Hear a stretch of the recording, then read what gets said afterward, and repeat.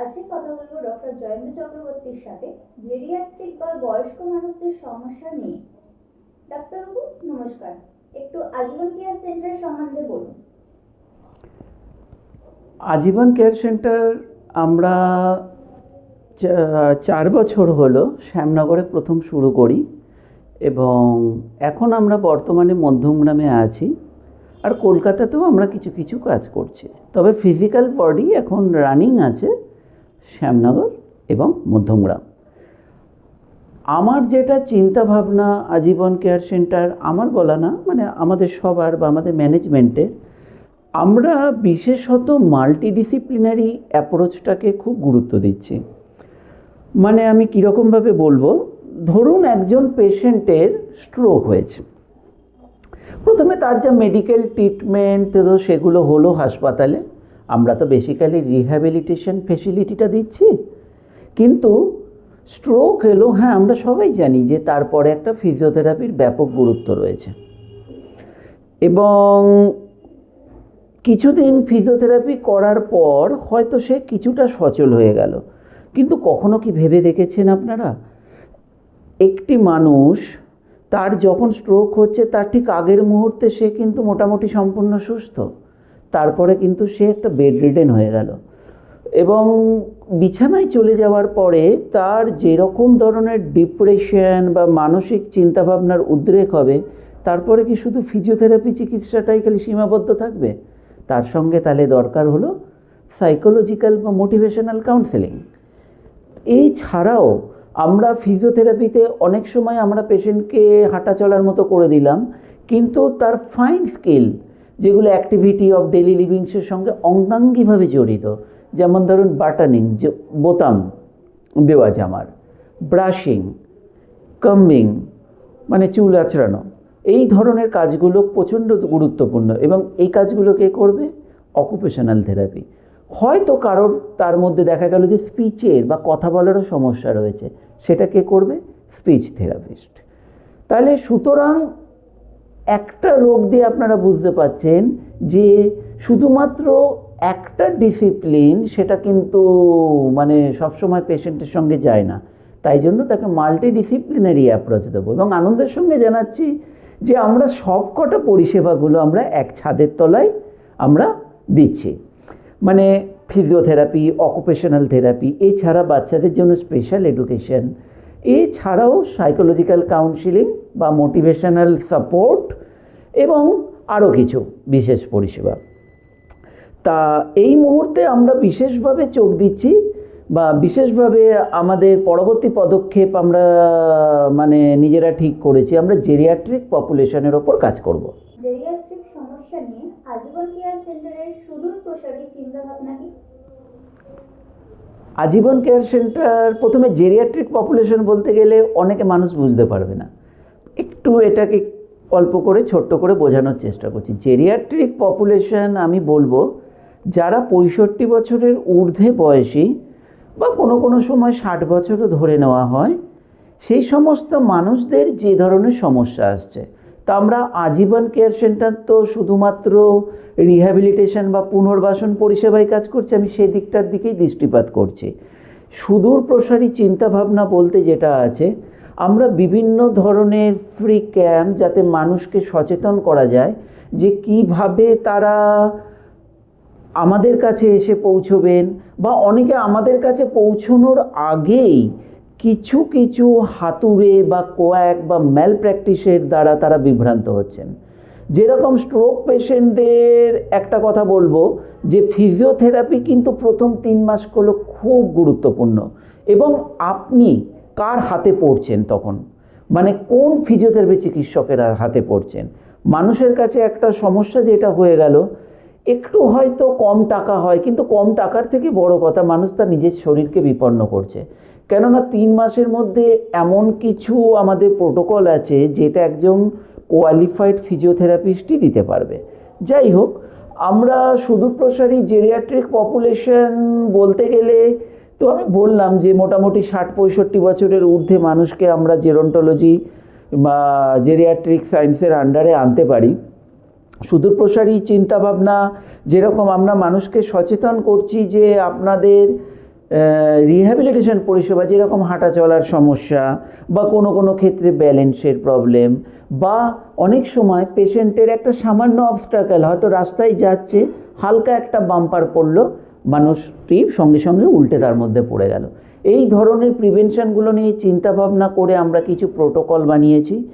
এবং এই ক্ষেত্রে বলি, মোটামুটি 2022 সালের একটা ভারতীয় পরিসংখ্যান বলছে প্রায় 15 কোটির কাছাকাছি আমাদের কাছে এখন বর্তমানে সারা ভারতবর্ষে বয়স্ক মানুষজন, যাদের বয়স 60-65 বছরের উপর বা এর মধ্যে। এটা 2050 সালে কিন্তু ক্রস করে যাবে 34 কোটি, এটা প্রায় 35 crore বা 35 কোটিতে চলে যাবে। এবং সেই দিক থেকে চিন্তা ভাবনা করলে এই ধরনের মানুষদের দিকে একটা দৃষ্টি নিক্ষেপ করার কিন্তু আজকের সময় এসেছে। এবং আজীবন কেয়ার সেন্টার সেটা সুদূর প্রসারী চিন্তা ভাবনার মাধ্যমে, যেরকম বয়স্ক মানুষদের একটা যদি আমরা গ্রুপ থেরাপির একটা আয়োজন আমরা করছি আস্তে আস্তে, এবং আমরা বিভিন্ন ক্যাম্পেও মানুষকে সচেতন করছি। এছাড়াও আমরা বর্তমানে কিছু ওল্ড এজ হোমের সঙ্গেও সাফল্যের সঙ্গে কাজ করছি। ফিজিওথেরাপি কিভাবে সাহায্য করতে পারে বয়স্ক মানুষদের? খুব সুন্দর একটা প্রশ্ন। দেখুন, ফিজিওথেরাপি বলতে যেটা বোঝানো হয়, অ্যাকচুয়ালি আমাদের পশ্চিমবঙ্গের কথা বলছি, কারণ আমি পশ্চিমবঙ্গ নিবাসী এবং আমাদের আজীবন কেয়ার সেন্টার আমরা পশ্চিমবঙ্গতেই কাজ করছি। এখানে কিন্তু একজন প্রশিক্ষিত ফিজিওথেরাপিস্টকে সেইভাবে সম্মান দেওয়া হয় না। কিন্তু অলরেডি আমাদের একটা NCAHP অ্যাক্ট এসেছে ইন্ডিয়াতে, এবং আমরা ডাক্তার লেখার স্বীকৃতি পাচ্ছি, প্রোভাইডেড বাই 5 বছরের কোর্স, মানে ইনক্লুডিং ইন্টার্নশিপ, অবশ্যই সায়েন্স নিয়ে হায়ার সেকেন্ডারি করতে হবে, মানে MBBS সমতুল্য একটি কোর্স। কিন্তু মানুষ কি করে, বিভ্রান্ত হয়ে বিভিন্ন হাতুড়িদের কাছে ছোটে, এবং পুরো মার্কেটটাকেই এইরকমভাবে হ্যান্ডেল করা রয়েছে।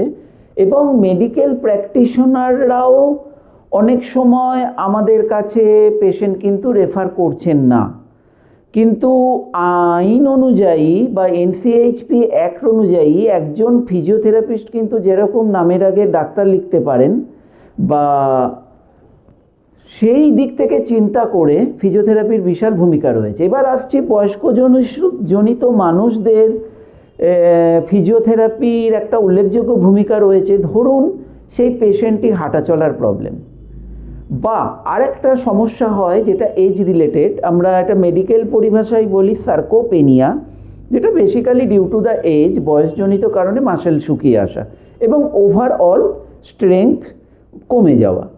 তাছাড়াও ব্যালেন্সিং প্রবলেম, এছাড়া হাঁটা চলার সমস্যা তো বললাম। এইগুলোর ওপর ফিজিওথেরাপির বিশাল ভূমিকা রয়েছে, এবং একজন সঠিক প্রশিক্ষিত ফিজিওথেরাপিস্টই পারে এই জেরিয়াট্রিক পপুলেশনের এই ধরনের সমস্যাগুলোকে অনেকটা দূর করার। ডাক্তারবাবু, আপনি জেরিয়াট্রিক কোন সমস্যাগুলি হাইলাইট করছেন? হাইলাইটিং পয়েন্ট মানে অনেকগুলো সমস্যা হয়, কিন্তু আমি প্রধানত 3টে সমস্যাকে আমি আপনাদের কাছে বলবো। 1 নম্বর হলো মানুষের বারবার, বয়স্ক মানুষদের অবশ্যই বলছি, যে বারবার একটা পড়ে যাওয়ার প্রবণতা এবং ব্যালেন্স প্রবলেম। 2 নম্বর হলো সার্কোপেনিয়া, বয়সজনিত কারণে মাসেলের পাওয়ার কমে যাওয়া বা মাসেল শুকিয়ে আসা, মোট কথা মাসেলের যে নর্মাল সাইজ থাকে। ডাক্তারবাবু, আপনি জেরিয়াট্রিক কোন সমস্যাগুলি হাইলাইট করছেন? আমি মূলত 3টি সমস্যা হাইলাইট করব। নাম্বার 1 যেটা হলো সার্কোপেনিয়া, এজ রিলেটেড কারণে মাসেল শুকিয়ে যাওয়া এবং ওভারঅল স্ট্রেংথ কমে যাওয়া। নাম্বার 2 হলো ব্যালেন্সের প্রবলেম, পেশেন্ট বারবার পড়ে যাচ্ছেন। আর নাম্বার 3 হলো হাঁটা চলার সমস্যা। সমস্যাগুলো কিভাবে প্রতিরোধ করা যাবে? সমস্যাগুলো প্রতিরোধ করতে গেলে ফিজিওথেরাপির একটা গুরুত্বপূর্ণ ভূমিকা রয়েছে। প্রথম বললাম সার্কোপেনিয়া, তার জন্য আমরা বিভিন্ন একটু স্ট্রেনদেন এক্সারসাইজেস করাই, কিন্তু সেই এক্সারসাইজটা কিন্তু নর্মালি আমজনতা যেরকমভাবে করে মোটেই সেই রকমভাবে নয়। যেটা এভিডেন্স বেস কিছু প্রোটোকল আছে, থেরাবেন্ড দিয়ে আমাদের পশ্চারাল কিছু মাসেল আছে, সেগুলোকে স্ট্রেংথ করা। পশ্চারাল মাসেল হলো যে ধরনের যে মাসেলগুলো মানুষের শরীরে মানুষকে সোজা দাঁড় করিয়ে রাখে, সেই মাসেলগুলো স্ট্রেনথেনিং। আবার বলছি, এটা কিন্তু নর্মাল এক্সারসাইজেস নয়, একজন প্রশিক্ষিত ফিজিওথেরাপিস্ট বা সংস্থা যারা আছেন তারাই দিতে পারেন। নাম্বার 2 আমি বলেছি যে ব্যালেন্সের প্রবলেম, বারবার পেশেন্ট পড়ে যাচ্ছেন, তার জন্য আমরা সবাই জানেন জিম বল আছে, অনেকে এটাকে সুইস বলও বলে, তার মধ্যে বসিয়ে পেশেন্টকে কিছু টাকা পার্টারবেশন ট্রেনিং করানো। এই ট্রেনিংটাও খুব ইম্পর্টেন্ট এবং আমরা মানুষকে আগে অ্যাসেসমেন্ট করিয়ে দিই, যে বয়স্ক ভদ্রলোক বা ভদ্রমহিলা আসছেন তার ওপর বেশ করে আমরা এক্সারসাইজটা করাই জিম বলের ওপর, যেটা পেশেন্টের ডাইরেক্ট ভেস্টিবিউলার অ্যাপারেটাস, যে যন্ত্রটা আমাদের কানের ভেতর থাকে, আমাদের শরীরকে ব্যালেন্স করে, তাকে আমরা স্টিমুলেট করে আমরা তার কিছুটা ব্যালেন্স ফেরাতে পারি। নাম্বার 3, হাঁটা চলার সমস্যা বা ওয়াকিং প্রবলেম, আমরা এটাকে গেট ট্রেনিং করাই। গেট ট্রেনিং মানে হলো চলাফেরা তো আপনিও করেন, কিন্তু সেইভাবে মোটেই চলাফেরা নয়। সায়েন্টিফিক্যালি আমরা চলতে গেলে আমাদের ফুটের কিছু মুভমেন্ট আছে, আগে হিল স্ট্রাইক হয়, তারপর ফুট ফ্ল্যাট হয়, তারপর হিল অফ হয়, তারপর টো অফ হয়। মানে এটাকে সিস্টেমেটিক্যালি আমরা বিভিন্নভাবে, তারপর মাঝে মাঝে কিছু অবস্ট্রাকশন দিই, সেই রকমভাবে পেশেন্টকে সায়েন্টিফিক্যালি এভিডেন্স বেস আমরা পেশেন্টকে তার হাঁটানোর ক্ষমতাটা ফিরিয়ে আনতে পারি। সুতরাং আপনারা বুঝতেই পারছেন যে ফিজিওথেরাপির একটা বিশাল ভূমিকা রয়েছে। এবং আমরা আজীবন কেয়ার সেন্টার, আমি Jayanta Chakraborty, rehabilitation head, physiotherapy and multidisciplinary care, এবং আমারই নির্দেশিত কিছু প্রোটোকল আছে যেগুলো সায়েন্টিফিক এভিডেন্স এবং ইন্টারন্যাশনালি যেগুলো করানো হয় সেইভাবে আমাদের পেশেন্টের ওপর।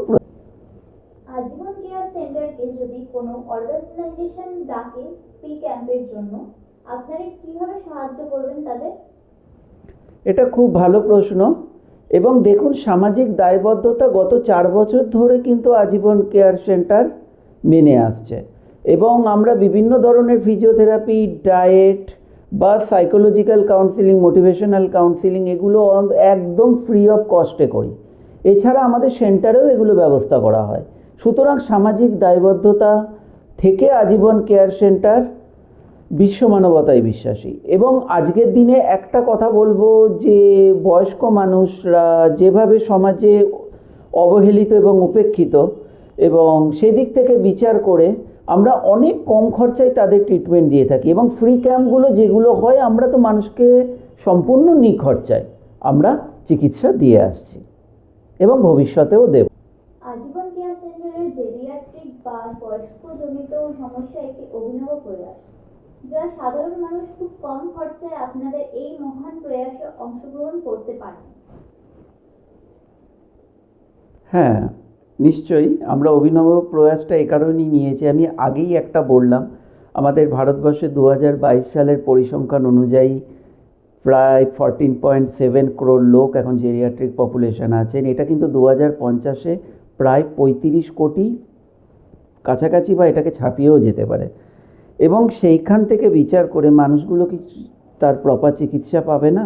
মানে মেডিকেল ট্রিটমেন্টটা তো সবাই জানে, যে আগে আমরা বলেছি, মানে যে হার্ট রিলেটেড ডায়াবেটিস এই ধরনের বয়স্ক মানুষদের থাকে, কিন্তু আমরা সেদিকটার দৃষ্টি নিক্ষেপ আমরা করছি না। আমরা রিহ্যাবিলিটেশন পরিষেবাটাকে গুরুত্ব দিচ্ছি, যেটা সবচেয়ে অবহেলিত, বিশেষ করে আমাদের পশ্চিমবঙ্গ তথা সারা ভারতবর্ষে। এবং এটা তৃতীয় বিশ্বেরই একটা জ্বলন্ত ইস্যু বা জ্বলন্ত সমস্যা। সুতরাং সেই দিক থেকে বিচার করে আমরা মানুষদের একটা অভিনব প্রয়াস বলতে পারি, আমরা একটা গ্রুপ থেরাপির আয়োজন করতে চলেছি খুব শীঘ্রই, যেখানে অত্যন্ত কম খরচে, মানে সেটা আপনারা চিন্তাও করতে পারবেন না, আমরা 7-8 জন বা ম্যাক্সিমাম 10 জনকে একটা গ্রুপের মধ্যে আমরা ট্রিটমেন্ট দেব। এবং গ্রুপ থেরাপির একটা গুরুত্বপূর্ণতা এই কারণে হলো, যখন তার সেম বয়সী বা সমবয়স্ক মানুষের একসাথে পাচ্ছে, তার পিয়ার গ্রুপকে পাচ্ছে, অটোমেটিক্যালি তার সাইকোলজিক্যালি বুস্ট আপ হবে। এবং সেই দিক থেকে বিচার করলে এটা একটা গ্রুপ থেরাপি একটা গুরুত্বপূর্ণ ভূমিকা, যেটা আজীবন কেয়ার সেন্টার নিতে চলেছে। এবং এটা আমরা খুব তাড়াতাড়ি আমাদের সেন্টারগুলোতে ইমপ্লিমেন্ট করছি। এবং এই গ্রুপ থেরাপির মধ্যে ব্রিদিং এক্সারসাইজ থেকে শুরু করে যে যে সমস্যাগুলো বললাম, যে ব্যালেন্সিং প্রবলেমের জন্য একটু জিম বলের ওপর এক্সারসাইজ, কিন্তু সবাই মিলে একসাথে, কিন্তু এভিডেন্স বেসড এবং ইন্টারন্যাশনাল যেরকম প্রোটোকল মেনটেন করা হয় সেই রকম আমরা একটা অভিনব প্রয়াস আমরা নিতে চলেছি। এবং আমরা আজীবন কেয়ার সেন্টার শ্যামনগর তরফ থেকে আমি doctor Jayanta Chakraborty, head of the rehabilitation services and multidisciplinary and physiotherapy care, আমি নিজে বলছি। এবং আপনারা আমাদের কাছে আসুন এবং যতটা সম্ভব আপনাদের আমরা সেইভাবে সাহায্য করতে পারবো, অবশ্যই রিহ্যাবিলিটেশন পরিষেবাগুলোর দিক থেকে। আমরা আজীবন কেয়ার সেন্টার একটি অগ্রগণ্য সংস্থা। আমরা শ্যামনগর, মধ্যমগ্রাম এলাকা এবং কলকাতাতেও কাজ করছি।